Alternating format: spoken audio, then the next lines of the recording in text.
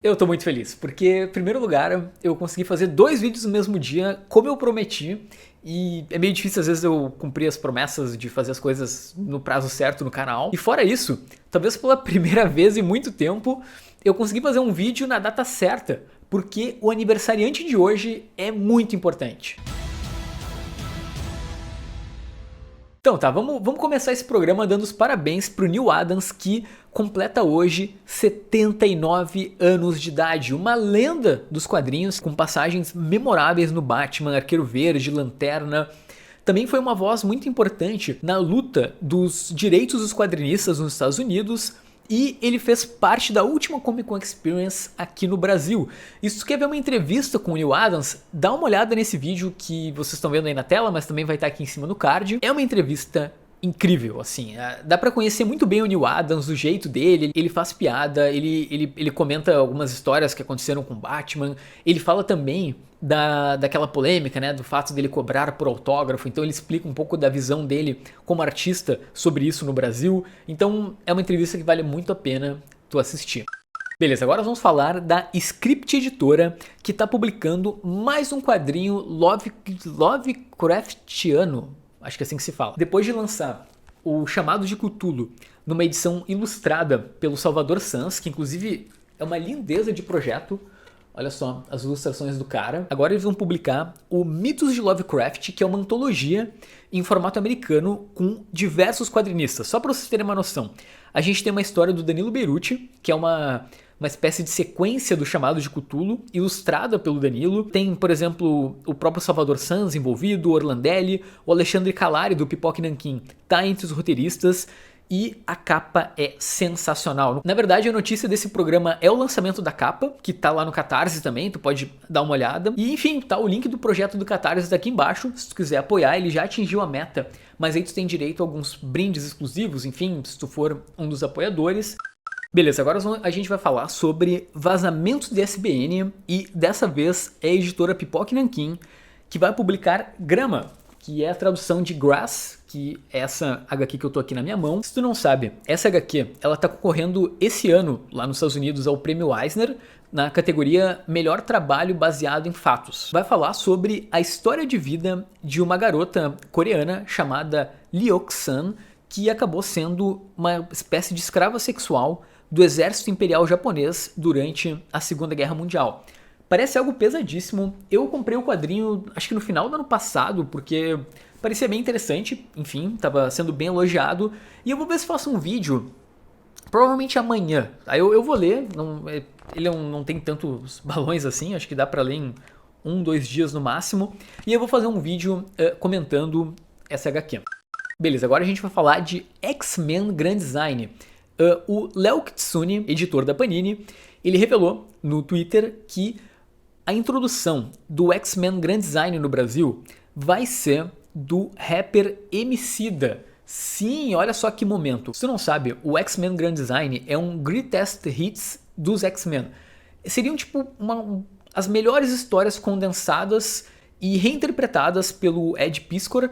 E é bem legal porque ele simplifica a cronologia, enfim, então ele dá a visão dele das histórias clássicas. A Panini deve publicar esse título em junho, pelo menos era a promessa deles, então deve ser esse mês. Mas como não apareceu no catálogo, talvez saia em julho. O Emicida, ele é uma voz muito importante para falar sobre preconceito no Brasil. Então, que nome espetacular os caras escolheram para fazer a introdução da HQ. Agora não é bem uma notícia, é meio que... não é bem também fofoca, mas vamos lá. O Tom Taylor, ele fez um post no Twitter que basicamente me arrepiou.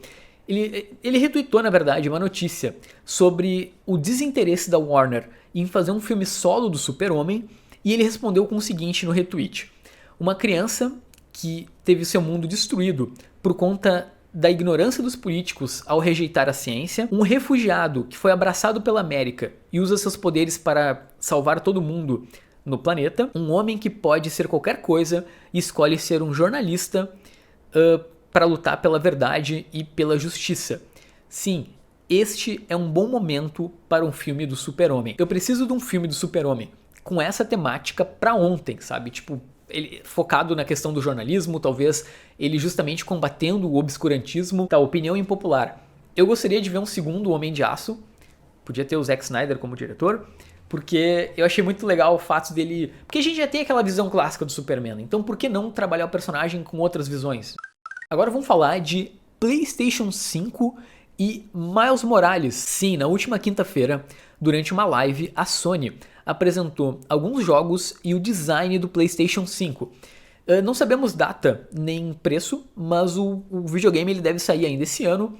E o jogo do Miles Morales ele teve um conflito de comunicação por parte do pessoal da Sony, porque de início a gente achava que ia ser um jogo standalone, né, um jogo único, e depois veio a notícia de que poderia ser uma expansão do primeiro jogo do Homem-Aranha, mas depois eles se corrigiram e deixaram claro que vai ser sim um jogo único, enfim, que tu pode jogar tranquilamente. Ele só deve ser mais curto, sabe? Ele não é uma expansão, mas ele também não é um jogo longo, enfim, como o padrão. O que eu acho, assim? Em primeiro lugar, que legal o design do PlayStation 5, porque ele me lembra muito o design do jogo Portal, sabe? Tipo, a tecnologia daquele jogo, e é um jogo que é incrível, e seria muito legal se ele fosse relançado, inclusive. E fora isso, esse sucesso absurdo que o Miles está fazendo, né? Ele, imagina, o personagem já teve uma animação própria, agora um jogo próprio dentro de uma franquia grande que deu tão certo quanto essa franquia do Homem-Aranha.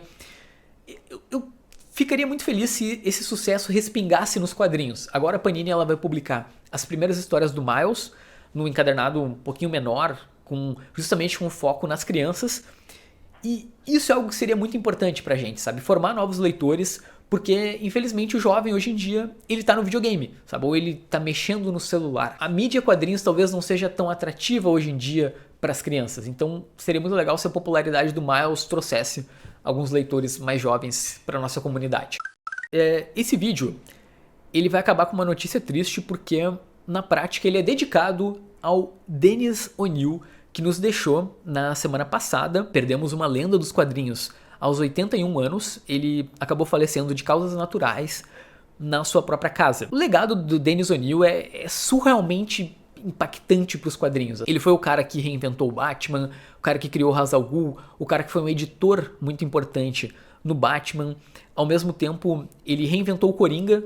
Até tem vídeo aqui sobre as melhores histórias do Coringa. Uma delas é a história clássica dele lá, acho que é a Vingança Quíntupla do Coringa. Então toda essa visão que a gente tem diferente do personagem veio por conta do cara. Dá pra dizer talvez que o Batman do Frank Miller não existiria se não fosse o Batman do Dennis O'Neil ali com o Neil Adams. Eu acho que dá pra dizer isso tranquilamente. Ele também trouxe muitas questões sociais pros quadrinhos, por exemplo lá no Arqueiro Verde e Lanterna Verde.